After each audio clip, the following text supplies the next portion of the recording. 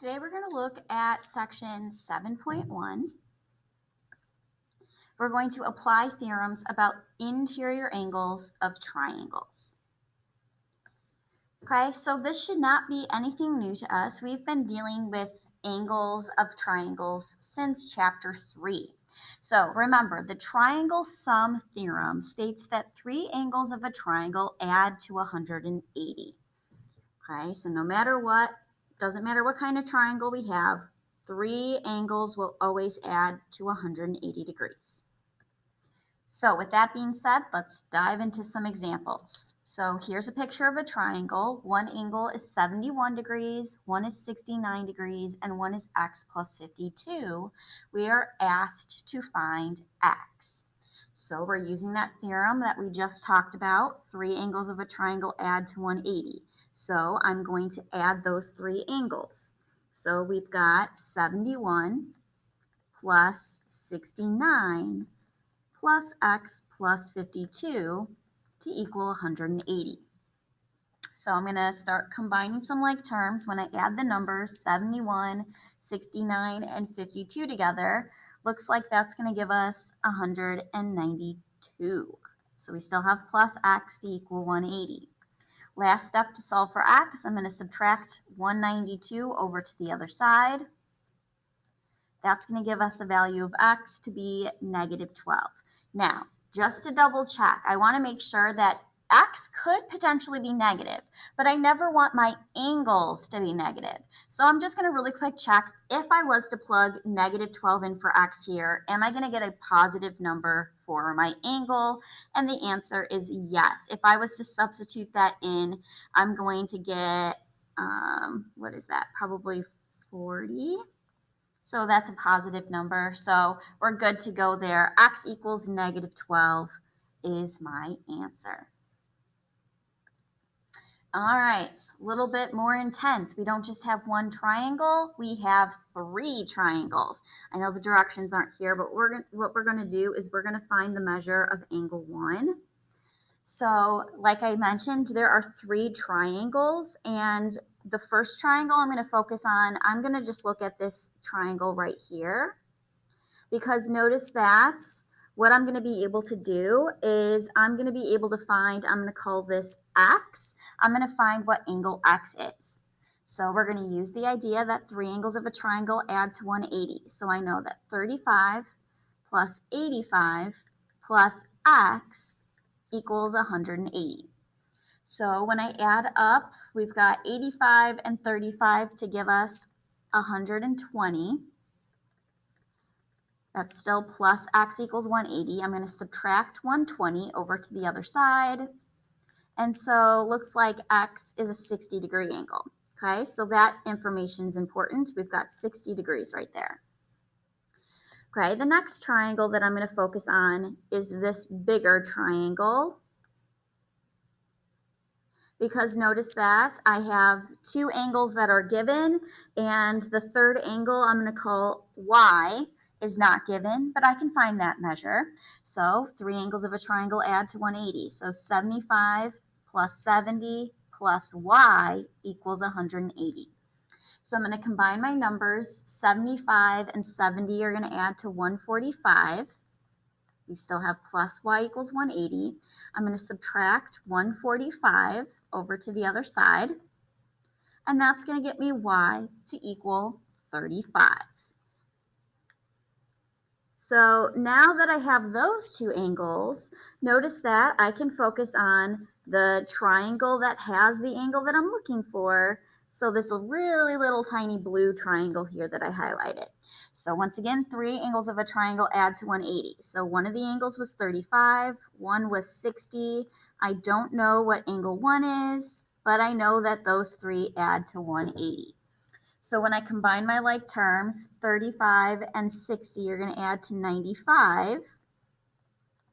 And so all I have to do now to find the measure of angle 1 is subtract 95 over to the other side. So it looks like the answer that I want, the measure of angle 1, is going to be an 85-degree angle. So it took me, with the knowledge 3 different times, that 3 angles of a triangle add up to 180.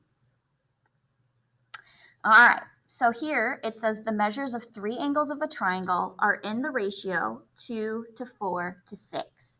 We want to find the measure of the largest angle. So we've done some ratio problems in the past. What I'm going to do with each of those numbers is I'm going to put an X at the end. And because we're talking that these are three angles of a triangle, we're going to use our theorem that three angles of a triangle add to 180. So 2x plus 4x plus 6x has to equal 180. So I'm going to start combining my like terms. 2 plus 4 plus 6 is going to give me 12x. I'll divide both sides by 12. And so x is going to equal 15. So now it says find the measure of the largest angle. Well, the largest angle is going to be represented as 6x. So 6 times 15 is going to get me my answer.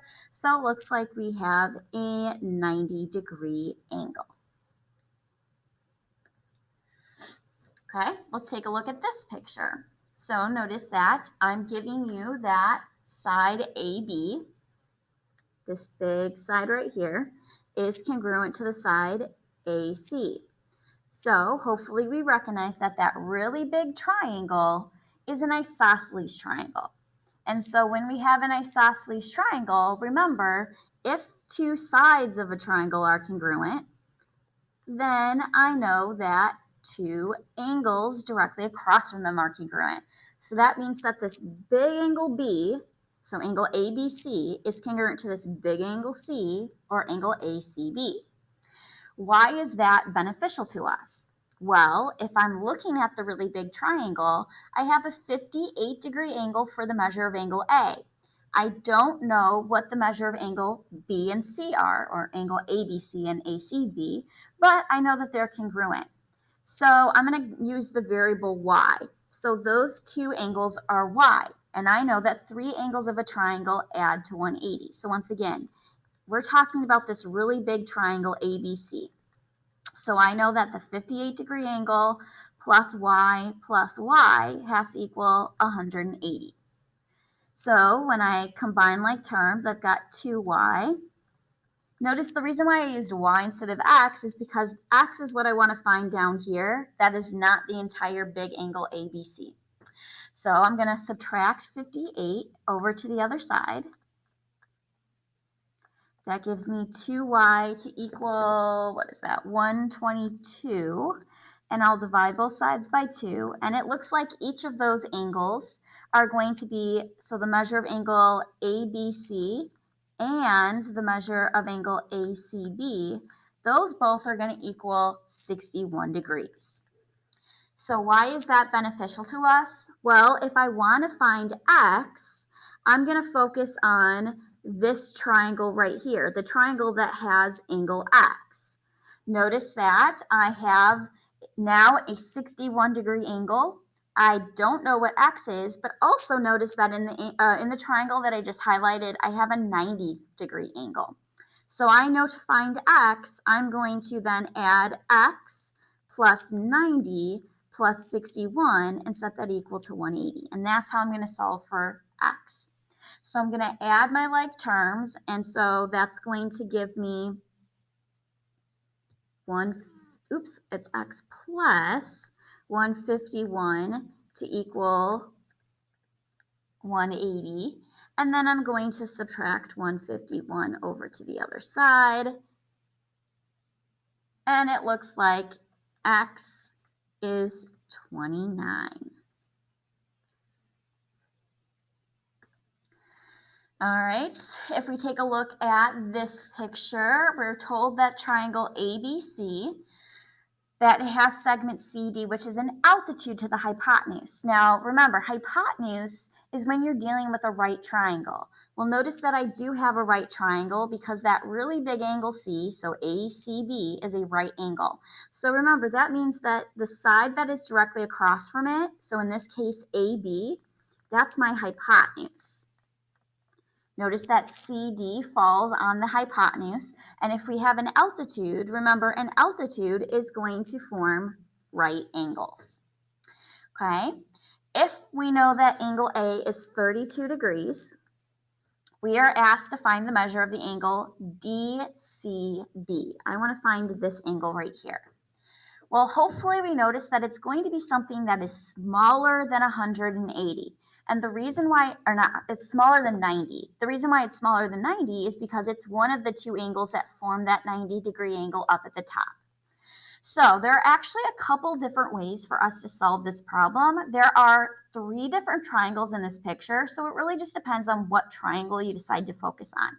So if I want to focus on the triangle of ACD, notice that I have 2 out of the 3 angles. So I could find this angle right here. And so I know that to find that angle, if 3 angles of a triangle add to 180, and I know one of them is 90 and one of them is 32, I'm going to subtract those 2 measures away from 180, and that's going to get me the angle that I'm looking for. Well, 180 minus 90 minus 32, that means that this is a 58-degree angle. Okay, but notice that that angle that I just found is really complementary to the angle that I'm looking for. Remember, complementary angles add to 90. So if I call that x, I know that 58 plus x has to equal 90. So all I have to do is subtract 58 away from 90, and that's going to get me the measure of the angle that I'm looking for, which then happens to be a 32-degree angle. Okay, another way that you could have done that is you could have actually focused on the really big triangle of ABC. If you wanted to, we know that angle C is a right angle. I know that 32 is angle A. We could have found the measure of angle B. We could have found this angle by once again taking 180 minus 90 minus 32, and that would have given us an angle over here to also be 58 degrees. And then we could have focused on the triangle of CDB, and we could have gotten the fact that 3 angles of a triangle add to 180, and we could have gotten it that way. So several different ways to do the exact same problem, but it's still the relationship that 3 angles of a triangle add to 180. So that is us applying theorems about the interior angles of triangles.